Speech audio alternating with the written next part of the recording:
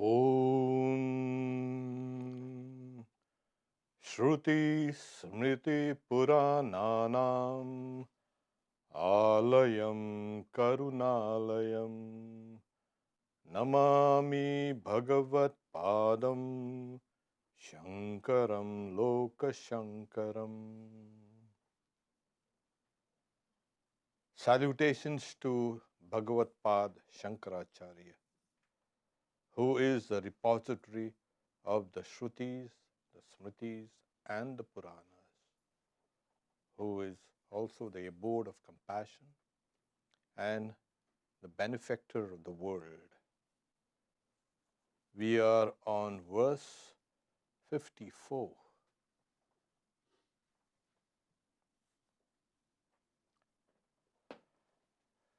Realize that to be Brahman, the attainment of which leaves nothing more to be attained, the blessedness of which leaves no other bliss to be desired, and the knowledge of which leaves nothing more to be known.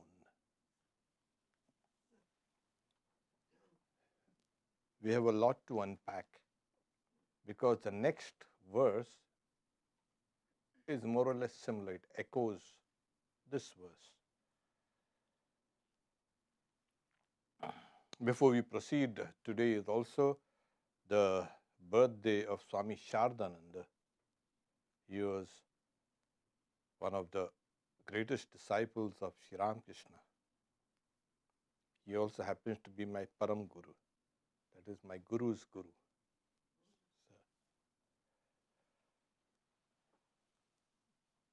To come back,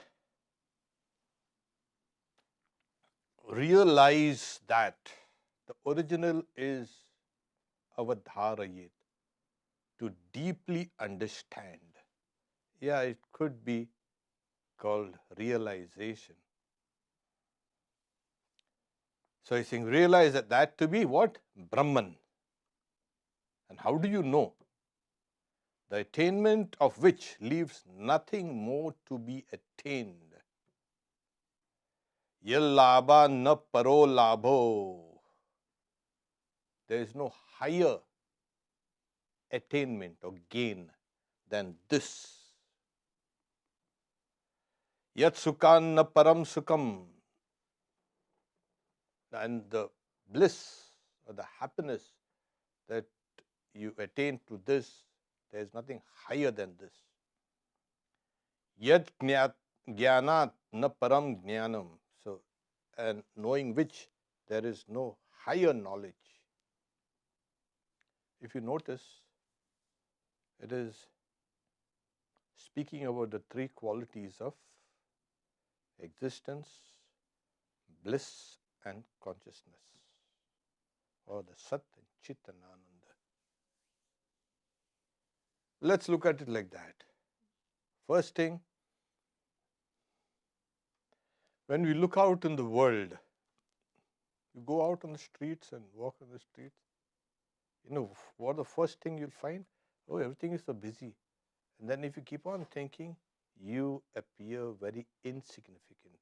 There are millions of people here. You keep on increasing your vision or perception of the city, of the state, of the country, of the world, and as your perception or mental perception keeps on growing, you become smaller and smaller. And as you keep on looking at the solar system, you become even smaller. And then you go beyond the solar system, you become even smaller and smaller and smaller. And then not only you become smaller and I become smaller, the earth also appears very small. The earth itself becomes so insignificant. Forget you and me. And we look at the galaxy as a whole, we are lost. Just a particle of dust. Insignificance. This is tiny. And what a huge ego we have.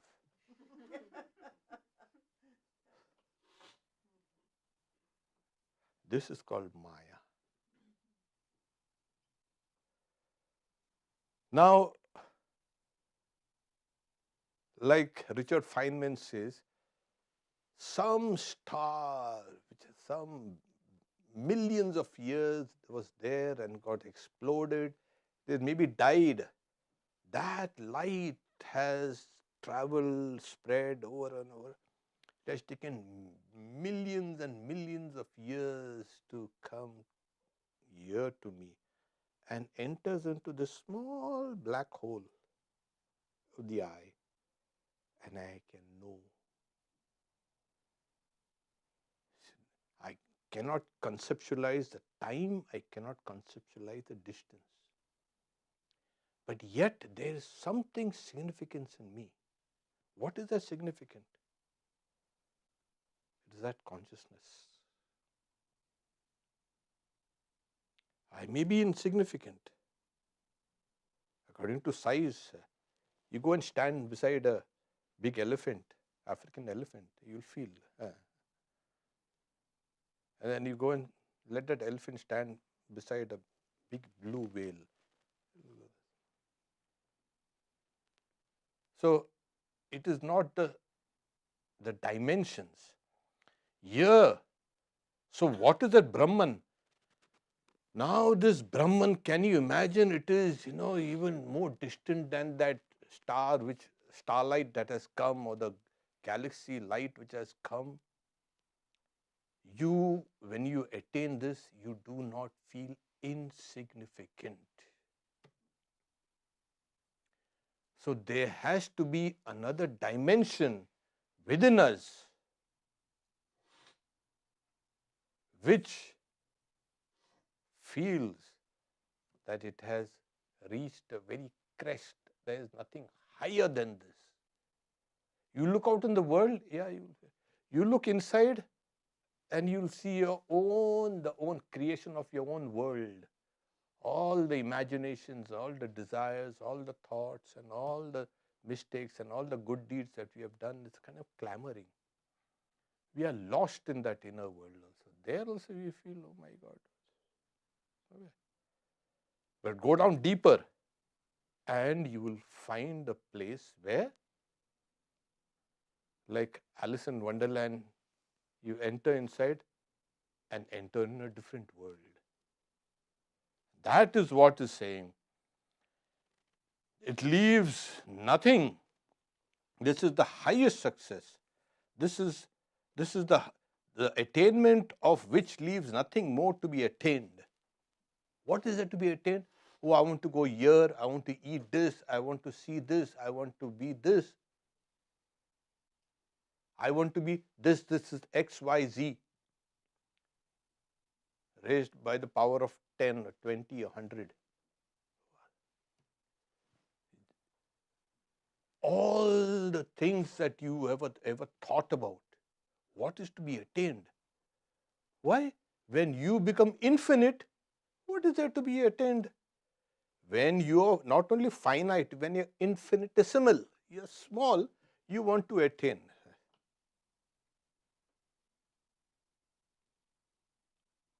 And here, the more the world makes you feel insignificant, more finite, small, the smallest of the small. And yet, there is a dimension in you on which you attain it. You know that there is nothing higher than this attainment. So this is the highest attainment that is possible in Vedanta. Speaking about Swami Satyamayananda, when Sri Ramakrishna asked him, what spiritual experience would you like? Which vision of God or goddess you like? I don't like to have a vision of God. I want to see Brahman in all beings. Sarva Bhute Brahma Darshan. That's what he says. To see Brahman in all beings. And flip it again this side. And all beings in Brahman. That is the highest state possible in a human body. And this is not an ordinary human body. The body has to be also so refined, the nerves, the muscles, the mind, that everything has to be so purified to be able to experience this. The ego has to completely, not only ego, the mind has to be completely annihilated, the ordinary mind. And in its place, a spiritual mind is created. As the Upanishad, natasya jara na rogo na nivyadi, praptasya yoga. In him there is no disease, old age, death. He has created a body which is made by the fire of yoga. So this instrument, so insignificant compared to everything, and yet it can be transformed. Your experience, a little world that we inhabit, can be made immense. You find that infinite dimension there within you. So this is what he says, Shankaracharya says. Now, he also is echoing some of the passages in the Bhagavad Gita and in the Upanishad, principally in the Upanishad. So, for instance, in the Bhagavad Gita, he is saying, Yad jnatva na punarmoham evam jnasyasi pandava. On knowing which, you will no longer fall into a delusion. Bhagavad Gita.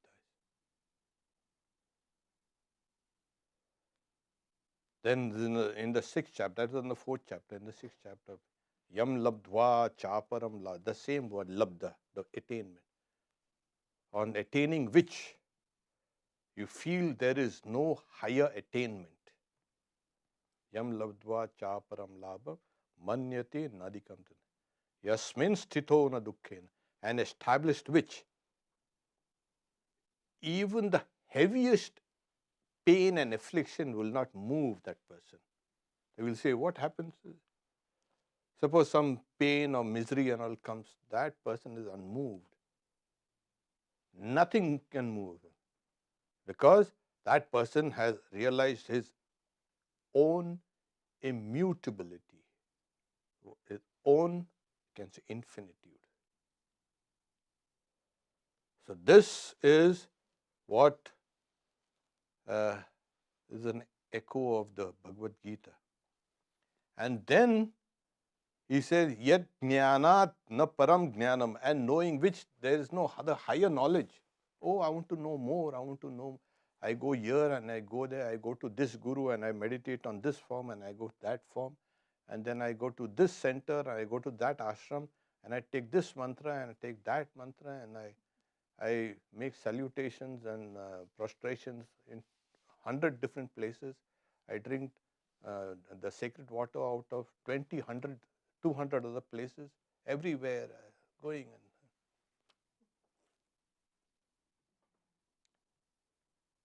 So, in him becomes infinite, the yoga forum says, which in others is only a, you can say, germ, it says. His all-knowingness becomes infinite. So, no longer is that person, oh, I want to know this. I know the very foundation of the universe. I know that which is knowledge itself. And what is that? That is consciousness. So, the bliss aspect of Brahman has been described, the consciousness aspect of Brahman has been described, and the existence aspect of Brahman has been described. In the question of first attainment, there is no higher attainment, because we are looking out for stability, we are looking for existence, we are looking for happiness, bliss, And we are looking out for more and more to know more and more, this thirst. And the note is saying, this is because Brahman is the all-inclusive reality at him. Because it's an all-inclusive reality. It is the whole of existence, that is Sat aspect. Everything, whatever exists, has to exist in Brahman. So do you want another, do you want to go to heaven or something? What? Why? Why should I go to heaven? No, don't you want to go into Samadhi? Why? Why should I go into Samadhi? Heaven is in me. Samadhi is in me. Why should I go somewhere? Why should I attain to it? Oh, you know, as long as you feel like this, you want this, and you're running after all these things. I want to go to heaven and I want to avoid hell. Even a lower heaven also will do than anything else. I don't want to go that side. I want to attain. And everybody, mostly religion is trying to attain this heaven, this great reward that for your good deeds and for all your devotion, and you will there remain forever and ever and ever, ever in heaven and praise the Lord. And then you will drink little nectar and you will dance with the gods. And different conceptions of heavens are there. We don't want to go into that. Some of this are positively shocking conceptions of heaven. So that's why they say your conception of heaven depends on your historical and your environmental conditions. So it's always a projection of your own desires. You want a life or a place where there is no, first, disease, no pain, no misery, no hankering after running after food. And if there is food, there should be a plenty of food. And it should not make you sick. I can eat and eat and eat. There are some heavens like that. We keep on eating. Keep on eating and drinking. So it's very happy. Everybody there is just eating. I don't know from where they get. But so all our conceptions of heaven are only a projection of our desires. Swamiji says, I come from a place which is hot and has humidity, and it's like where there's plenty of rainfall, it's waterlogged. So I would like a heaven which is a little dry. Yeah. So there we are. Why should you go anywhere? The knowledge of Brahman, the attainment of Brahman, nothing. You get it here. You don't have to go there. When you think you are small, you want to go to places. When you think you are infinite, you don't need to go. You are everywhere. So this is the attainment, the Sat aspect. And then he says, which leaves nothing more to attain. The blessedness, he has translated the bliss as the little bliss as blessedness. It doesn't matter. So here he says, this is his highest goal. This is his highest success. Yeah. This is his highest world. This is his highest bliss. All other creatures live on a small fraction of that bliss. This is a tremendous statement. The bliss that a person experiences, how much it is? A particle of that bliss, just a particle of the bliss of Brahman, is enough to satisfy the whole world of living beings. So people say, oh, I'm living for this, I'm living for that. You know why you continue to live in this miserable world? with this evil world and this violent world and all? Because of the very small aspect of the bliss of Brahman, which is there in each and every living being. Why should you get up in the morning and go to work? And why should you be scolded? And why should you feel depressed? And why should you feel stressed? It's all because of that bliss of Brahman. A small. This person who has experienced Brahman, he gets the infinite bliss. And that's the reason why I'll quote the Upanishad itself. It's called a Brihadaranyaka Upanishad. You say, the whole verse is, it becomes transparent like water, pure, one. And then it says, the witness. It's a tremendous statement. What it becomes, there is no intervention of your ego and mind, etc., etc., etc.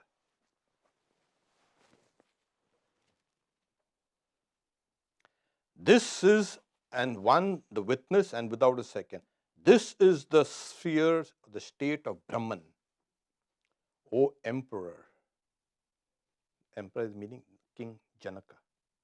Said Yajnavalkya. Yajnavalkya is a sage. That's a dialogue, the teaching going on between them. Thus did Yajnavalkya instruct Janaka. This is its supreme attainment. That's the same. So this is the supreme attainment. And so when you see, what is the supreme attainment? Yes.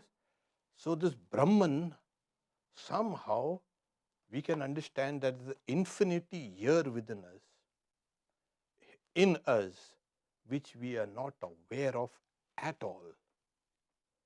And that makes things difficult. I'm saying, this is the supreme glory. This is its highest world. This is its supreme bliss. On a particle of this very bliss, other beings live. Imagine a particle of the bliss that a person has got. He has got a whole thing. Please give it to us.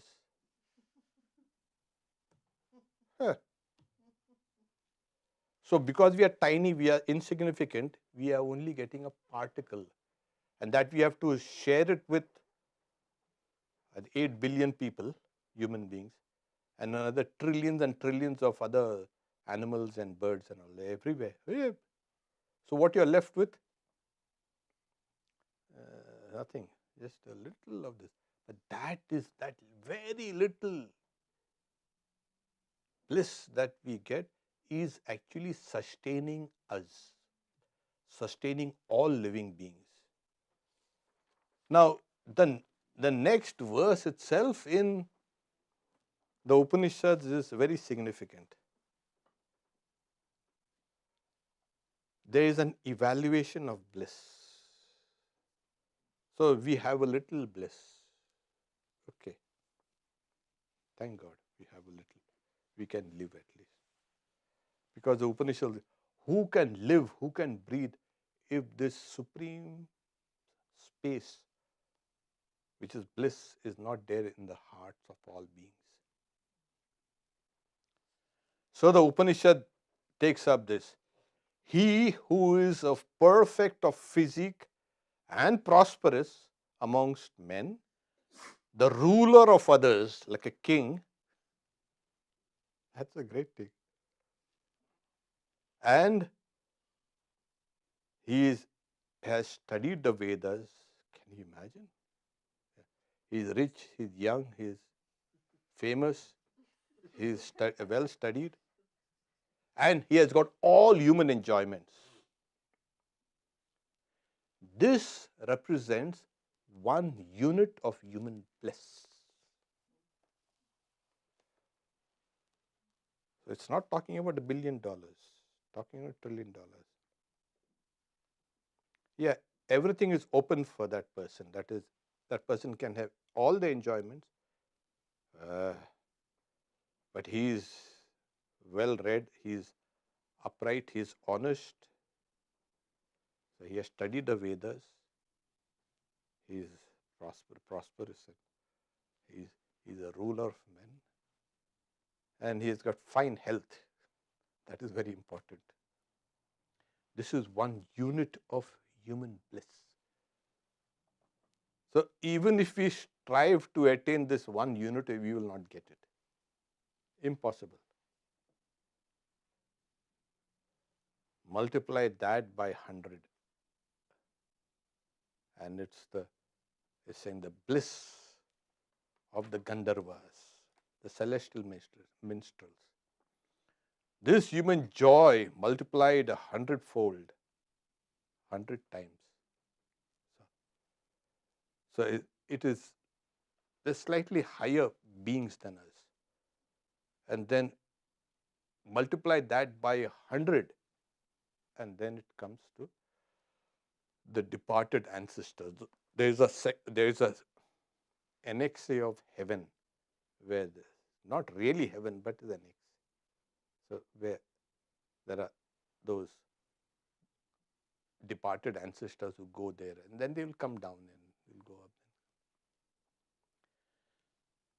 Multiply that by 100, their bliss. You will get gods who have attained their status of gods by doing karma, tremendous karma, good karma, not ordinary. Plenty of good karma, and then they attain that. Multiply their bliss 100-fold, and you will get those permanent gods of this cycle. And then keep on multiplying. Then the Indra and Brihaspati and Prajapati and Virat. Multiply. So this is the enumeration of bliss. Multiply by 100 and 100 and 100. So you can imagine, what is there in the heavenly world? You get a lot of bliss there. Oh, you can just sit down and just get the bliss free. You worked for it, of course. And at the same time, it says, Shrotriyasya cha kamahatasya. One who is a Shrotriya, one who has studied the Vedas, and one who is desireless, gets that same bliss. Instead of going to those places, that same bliss multiplied hundreds and by 100-fold, that same bliss of the universe can be got here by this person, if that person becomes desireless and one who has imbibed the knowledge of the Vedas. Knowledge that has given him the bliss. So he does not have to go to any of these levels of spheres. He doesn't have to go run after, oh, I want to be prosperous, I want to be rich, I want to be the ruler of men, I want to this. This person gets the bliss of the entire universe. That is what the Upanishads are speaking about. That's why he's saying, this is its highest goal, this is its highest success, this is its highest world, this is the highest bliss. All other creatures live on a small fraction of that bliss. All of them. So that bliss can be got here by this person who attains Brahman. See, you like that? Then Vedanta is for you.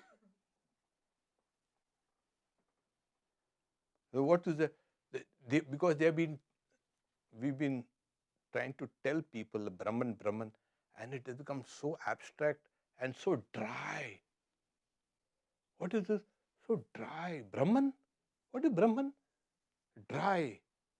like dried fish, dead. Fish when it's dried, you see in the coastal communities, like they eat this dried fish. In India especially, it's a delicacy. You cannot stand the stench. They're drying it. Oh, terrible. So fish is dead. They hauled and they're dried. Stench is miserable. But they say it's a delicacy.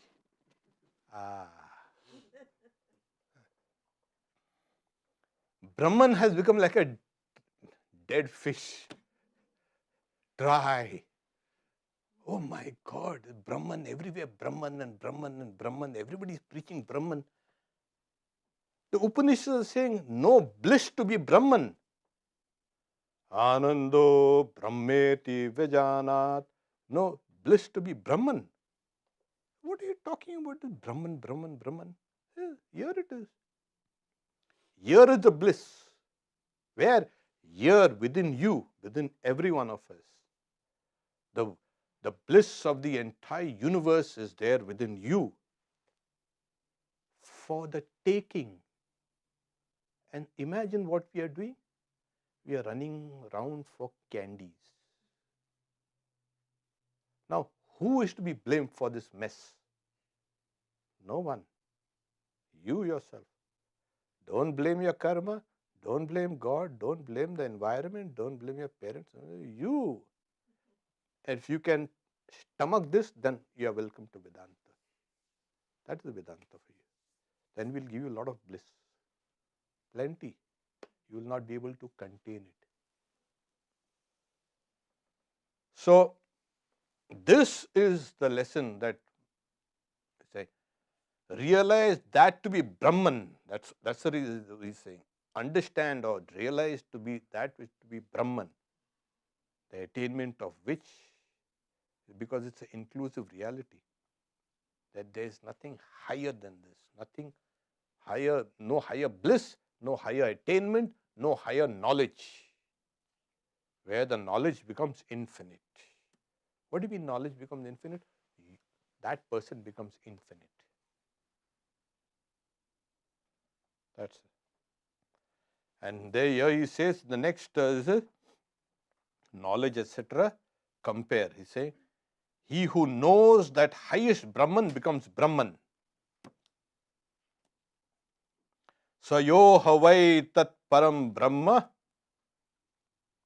Then he's saying, Veda Brahmaiva. This is very famous. Brahma Veda Brahmaiva. One who knows Brahman becomes Brahman. Oh, but I thought I was a human being. I was this, I was that, I was living here and that. These are the dreams of illusion.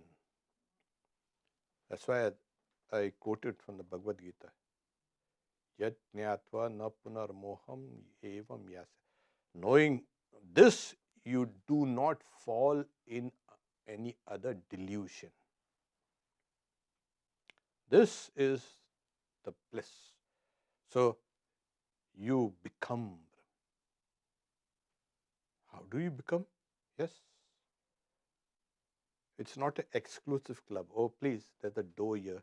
Please ring the bell and we'll see your credentials. If you don't have credentials, please get out. Stay away. No. Here, everybody is welcome.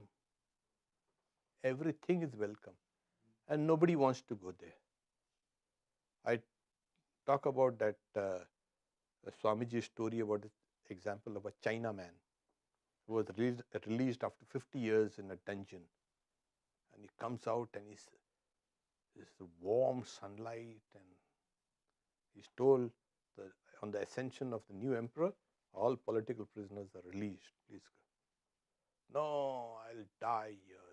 The sun, freedom. No, put me back inside. I want to go back to my dungeon. Amongst the lice, mice, damp, and the stench, let me go there. So most of us sometimes are like this. When we are Oh, shown the door, please come in, come here. No, I don't want to. What do you want to do then? No, I don't. Maybe later, maybe in my next birth.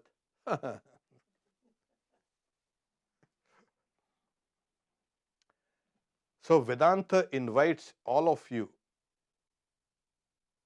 You'll have to step out of that finite idea of yourself and think of yourself as infinite. And as you think of the infinite, that's the first step in being a Vedantin. People are interested in so many things, but this is the first thing. One must think of oneself as infinite. So, okay, then, but what about the dualism? Well, then you can think of yourself as a child of God or a part of God. Now, what is God? It's not somewhere you hang it around your neck or put it in your pocket, that God. Where though this is God? Think that God is an infinite entity and you are part of that. Oh, this is my God. That is your God. What is this? That God is infinite. So these people's conceptions of God has made the infinite God finite. Swamiji says nicely, he's saying, you have put God between the covers of a book. The poor God is crushed and smashed and quashed there, between the covers of the book. All the truths of God are within this book. You say, this is the book. See, everything about God is here. Yes. So this is dimension. God is infinite, and when you think of yourself as a part of it, comes down to the same thing. You are thinking of yourself as infinite. This is the best way to come out of that hole that we have dug in. We are dug and we are inside. Worst is, as the Upanishads say, like the blind leading the blind, we are all falling into a ditch. We are very wise and we are leading others, and we are falling into. Both of us are falling into a ditch, like the blind man leading the blind. So this is what the knower of Brahman becomes Brahman. Brahmavid, Brahmaiva Bhavati. That person becomes infinite. What is Brahman? Oh, Brahman is, think of Brahman as infinite existence, consciousness, bliss. That infinite, use that word infinite. Generally, what we do is we put absolute. In that absolute, that word also doesn't, and this is not a mathematical infinity we're talking about. Infinite. Existence, consciousness, bliss. And to think that infinity is in your pocket and here in your book and this and that. All the conceptions of God finally have to be broken. So, the next verse is an echo of this same verse. However, we will take the next verse up. To refresh you, because we are going out on a, this is the last class before winter break, winter recess. So the next class, Atmabodha class, will be after a winter recess, which begins after Shivratri. Of course, we still have time.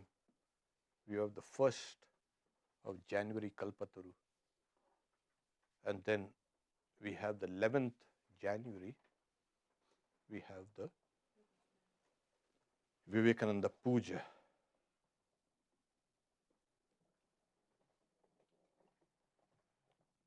There's a question here. Swamiji, how to remain stable until we attain the knowledge of Brahman? How not to lose faith, hope due to slow progress on the path of Brahman realization? Very good. How to remain stable? So Sri Ramakrishna is a kutastha buddhi, the intelligence, the conviction, like has become solid, like an anvil. You take everything and you can hammer it down on an anvil. So that conviction has to become. How to remain? Your buddhi, your intellect has to be fully convinced that the reality exists. Asti iti, it exists.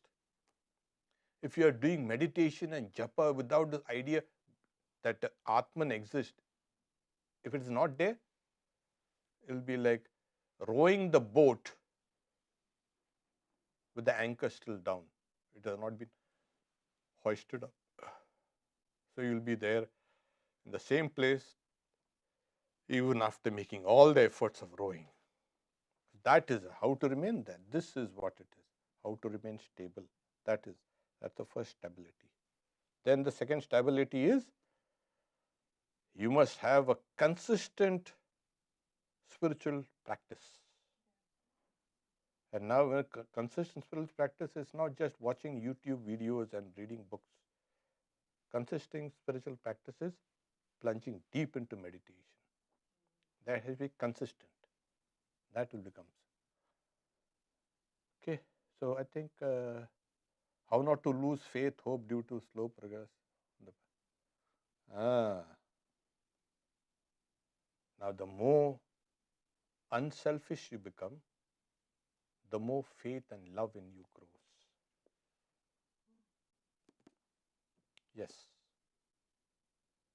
So think about others. And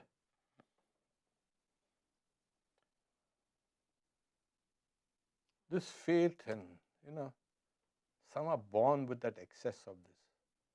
It's not, and it's not an unattainable thing. You can keep on. So reading, listening, meditating, etc., will raise you. And then the best thing is to have the company of the holy. That is the principal one. Swamiji, from where and how I should start for realization? What exactly I should do every day?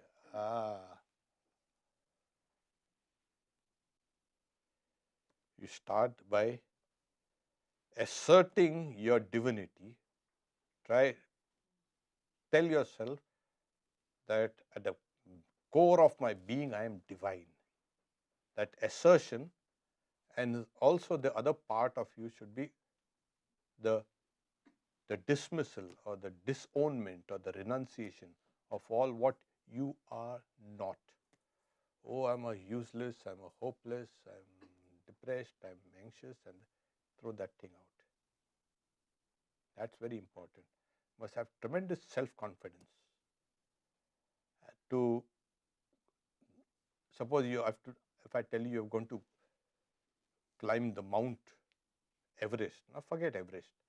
Like we are close to Mount Rainier, it's better, Mount Baker. You must be able to have that confidence you can go up. Yes. And if you don't have confidence, then do some workouts.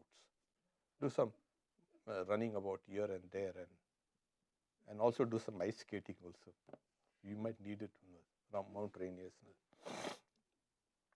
Train yourself up.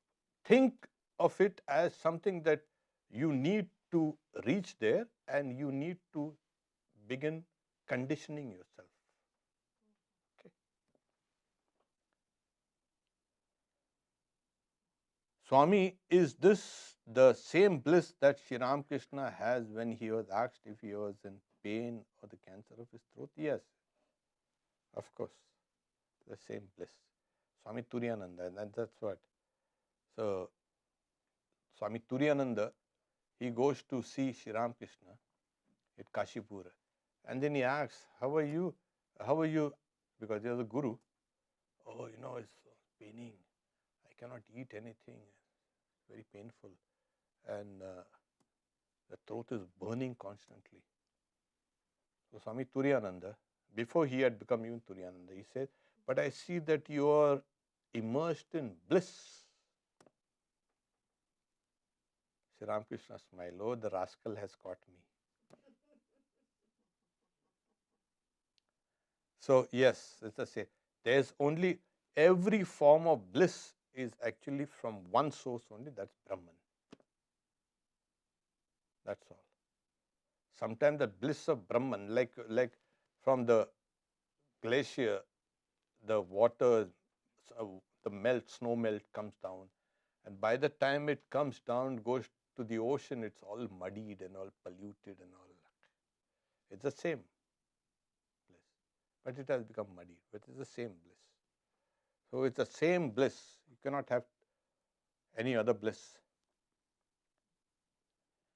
Does maintaining the realization of Brahman always require hard work, alertness, or does it eventually become natural through Mother's grace? Such a tough task. Yeah, no. It's a very good question. After you've realized it, then it becomes natural. Then you know. Then it becomes so. At times, what you need to do is just raise your mind up to that level again, and you can get it again. But that one glimpse itself has transformed you. All the pain and all the struggle and hard work you're talking about, when you go up there, get that glimpse, then you'll say, it was worth it. All the human life and all the misery in this world, it's all worth it. Then you understand that these things also have been necessary, they have their proper place. You know, if there was no hard work, and you become softy, you become like jello. So this hard work and struggle is necessary to make your backbone, they say, strong. In the scriptures, it's called a Meru Danda. That is the backbone, the spinal column. Meru Danda, you know, we hear the stories about the gods and the demons. They are churning the Mount Meru with that snake called Vasuki, the divine snake. And why? Because they have heard that from that ocean comes all the great things and the immortality, etc. But now the mountain has to have a base, so the god took an incarnation as the tortoise. That's one of the. The mountain is kept on his back on the shell, and the gods and the demons are both all churning the ocean with that Mount Meru. And finally, you know, things start coming out and all that. And then finally, the immortality also comes out. So that's an allegory of this. Both good and bad actions are like churning your spinal column. They are the gods and the demons. They're both the good and the bad deeds. And as the spinal cord, which, you know, they say Mooladhara, where mother dwells. In the mythological literature, it's the shell of that incarnation of God called Kurma. There everything comes out. So this churning has to be. So if you don't churn, you will not get that. Churn is that. Don't go on. Churning is like this. It's that allegorical churning. That comes to hard work. This hard work is necessary for the churning to keep on growing and growing and bringing things out.